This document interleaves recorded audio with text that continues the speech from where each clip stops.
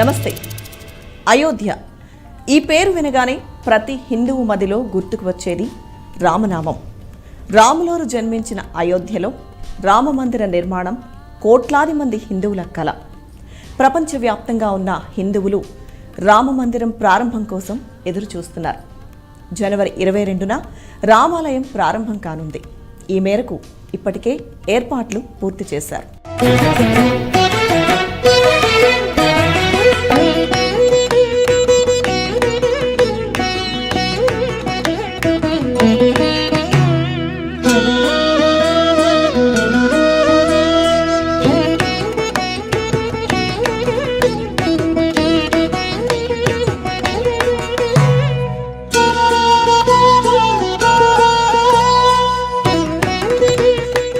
ఇప్పుడు మనం చూస్తున్న అయోధ్య పూర్తిగా మారిపోయింది. రామజన్మభూమి అయిన అయోధ్య ఇప్పుడు ఎటు చూసినా వెల్లివిరిసిన ఆధ్యాత్మికతతో విరాజిల్లుతోంది. అయోధ్య వచ్చే ప్రతి ఒక్కరికి గుండె నిండా భక్తిభావం ఉట్టిపడేలా చేస్తుంది.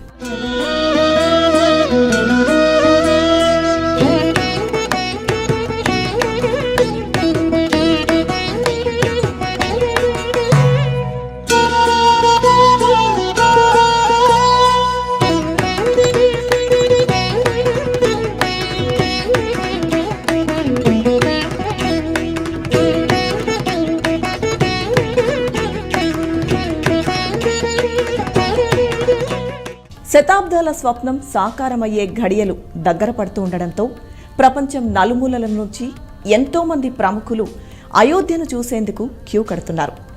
జనవరి 22 రామమందిరం ప్రారంభం మహాసంబురానికి అయోధ్య సరికొత్తగా తనను తాను ఆవిష్కరించుకుంటోంది.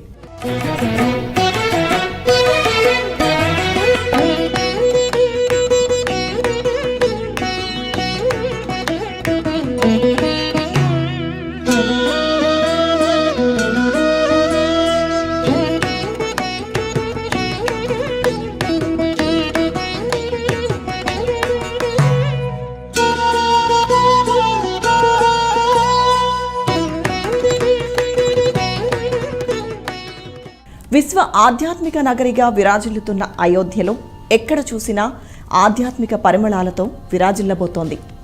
లక్షల మంది హాజరయ్యే భవ్య రామమందిర మహాసంరంభ వేడుకకు నా భూతో నా భవిష్యత్ అన్న రీతిలో ఏర్పాట్లు చేశారు. ఈ మహత్కార్యంలో తాము భాగస్వాములయ్యేందుకు భక్తజనం కూడా ఉవ్విళ్ళూరుతున్నారు.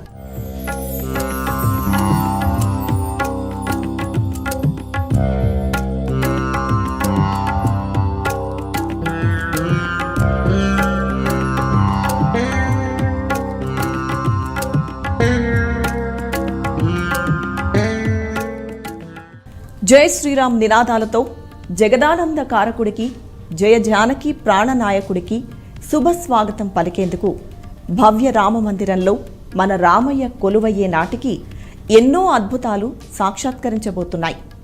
ఆ అద్భుత మహాయజ్ఞంలో మన తెలుగు వాళ్ల పాత్ర కూడా ఘనంగానే ఉంది.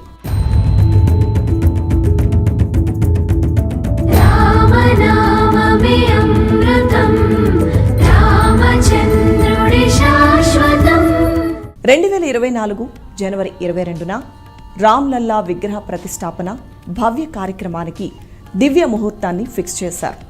ఆ రోజు మధ్యాహ్నం సరిగ్గా 12:29:08 నుంచి 12:30:32 శుభముహూర్తాన విగ్రహ ప్రతిష్టాపన కార్యక్రమాన్ని జరపనున్నారు. అంటే శతాబ్దాల యావత్ హిందువుల కళ 84 సెకండ్లలో పరిపూర్ణమవుతోంది.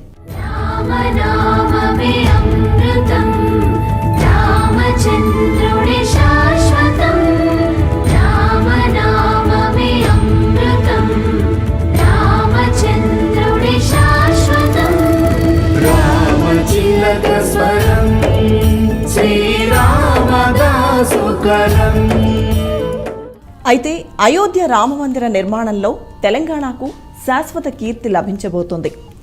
అయోధ్య రామయ్య ఆలయానికి ద్వారాలు, తలుపులు అందించే మహద్భాగ్యం హైదరాబాద్కు దక్కింది. బంగారు పూతతో 18 ప్రధాన ద్వారాలు, 100 తలుపులు అయోధ్య కోసం సర్వాంగ సుందరంగా శరవేగంగా రూపుదిద్దుకుంటున్నాయి.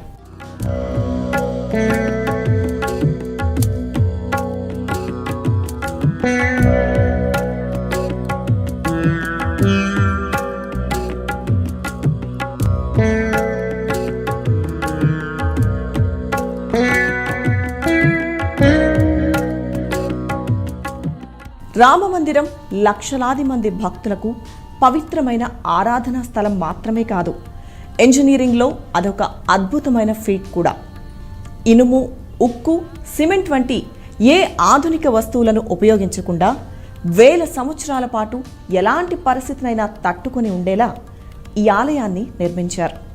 ఎలాంటి ట్రెడిషనల్ కన్స్ట్రక్షన్ మెటీరియల్స్ వాడకుండా రాజస్థాన్లోని భరత్పూర్లోని బన్సీపహర్పూర్ నుంచి ప్రత్యేకమైన గులాబీ రాయిని తెప్పించి రామమందిరాన్ని నిర్మించారు.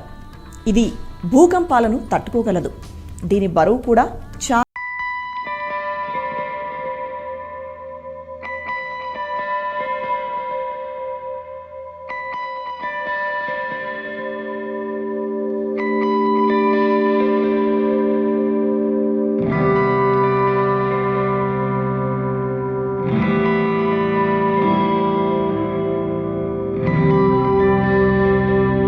ఈ రాళ్లపై ఇంటిగ్రేట్ ప్యాటర్న్స్ అద్భుతంగా చెక్కారు.